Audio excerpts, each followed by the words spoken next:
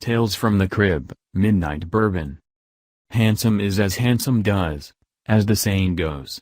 But Midnight Bourbon often runs up to his movie star good looks. The striking son of Hall of Famer Tisno was bred by Stone Street Thoroughbred Holdings, Barbara Banke's farm that is also responsible for 3 fillies and Friday's Kentucky Oaks, G1.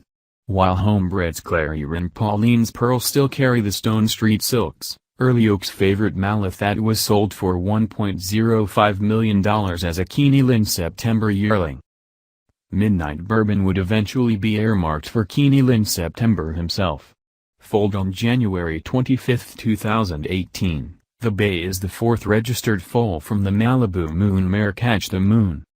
His dam had been acquired by Stone Street for $240,000 at Keeney Lynn November in 2015. A couple of months after her first foal, Cocked and Loaded, captured the Iroquois, G3.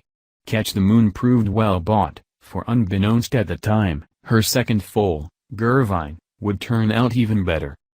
Gervine, whose existence hinged on a dart throw, received his own Tales from the Crib treatment after capturing the 2017 Risen Star, G2, and Louisiana Derby, G2.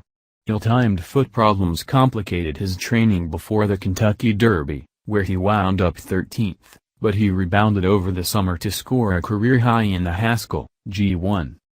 Catch the Moon was in foal to Shanghai Bobby when she joined the Stone Street Band, and he too became a graded stakes performer. Named Pirate's Punch, he placed 3rd in the 2019 Super Derby, G3. 9 days before Midnight Bourbon strode the Keeneland sales ring. The unnamed yearling was consigned by Warrendale Sales as agent. Although catalogued in Book 3, as hit number 1941, his placement in the marathon sales second week did not cause him to be overlooked. On the contrary, he commanded plenty of attention from prospective buyers.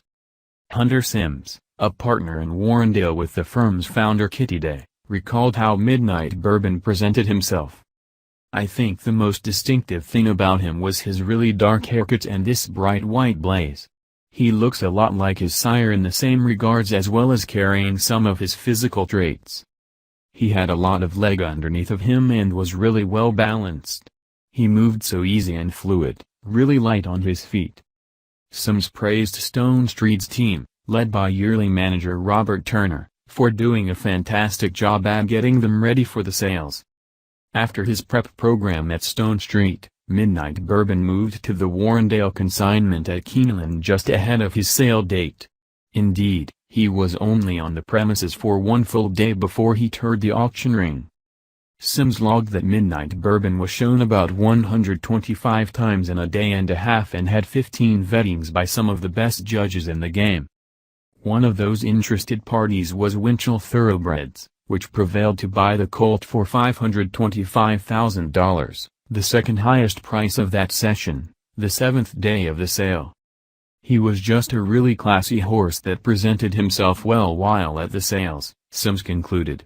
The Stone Street was rewarded by the sales price. Named Midnight Bourbon, the colt had both the pedigree and physique of one who would only improve with maturity. Hence his juvenile campaign hinted of a foundation for the future. After an Ellis Park maiden romp, he tried to emulate half-brother Cocked and Loaded in the Iroquois, but placed a solid second.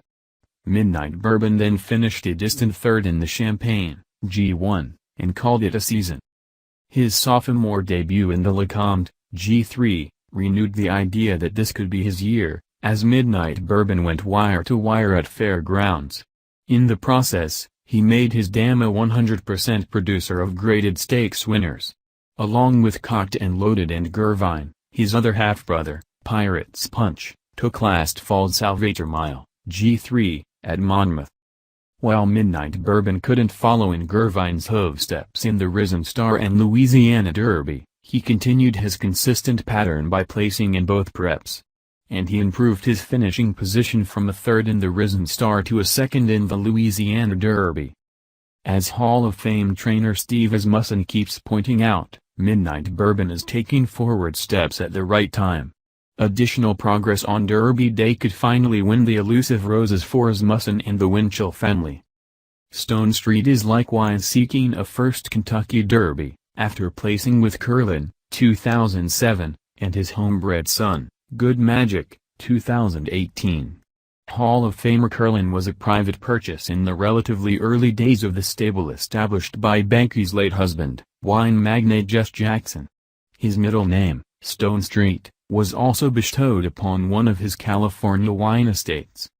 Behnke has built upon his legacy in both the winemaking and thoroughbred worlds, each requiring human creativity and patience to tease out the best from nature. Stone Street is a top-class operation, Sims commented, and their breeding of horses is second to none. Just look at the 3 horses they bred that are in the Oaks and then this colt in the Derby.